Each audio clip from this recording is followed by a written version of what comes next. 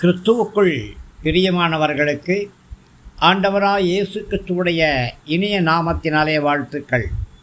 இயேசுவின் வாழ்க்கை வரலாறு என்ற பகுதியை தியானிக்கிறோம்.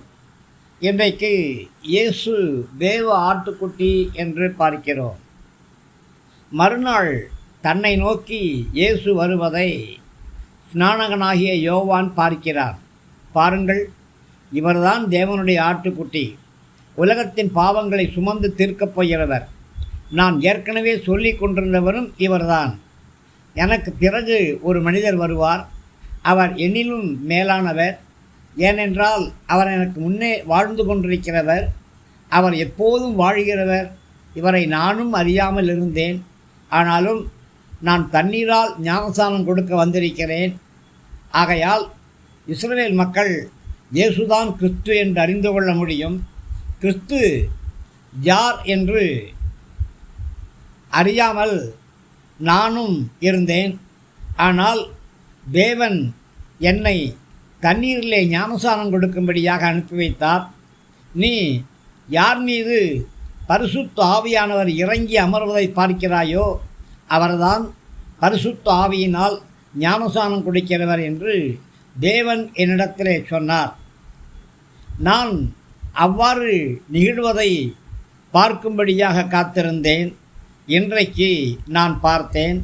பரிசுத்த ஆவியானவர் இயேசுவின் மேலே புறாவைப் போல இறங்கி வந்து அமருவதை நான் பார்த்தேன்.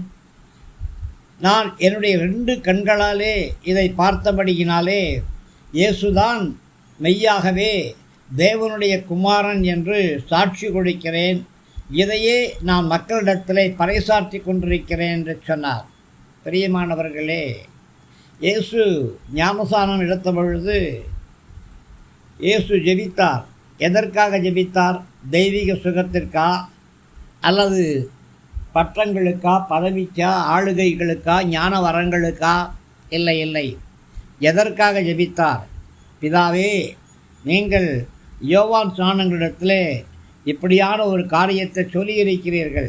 வானம் திறக்கிறதையும் பரிசுத்த ஆவியானவர் புறாவை போல என்மேல் வந்து இறங்குகிறதையும் நீ பார்ப்பாய் என்று சொல்லியிருக்கிறீங்க. அந்த வாக்கு தத்தம் நிறைவேறும்படியாக இப்பொழுது கிரியை செய்யுங்க என்று ஜெபித்தார். பிரியமானவர்களே, நீங்களும் கூட ஆண்டவராகிய கர்த்தர் உங்களுக்கு என்ன வாக்கு தத்தம் கொடுத்திருக்கிறாரோ அந்த வாக்கு தத்தம் நிறைவேறும்படியாக நீங்கள் கண்டிப்பாக ஜெபிக்கலாம்.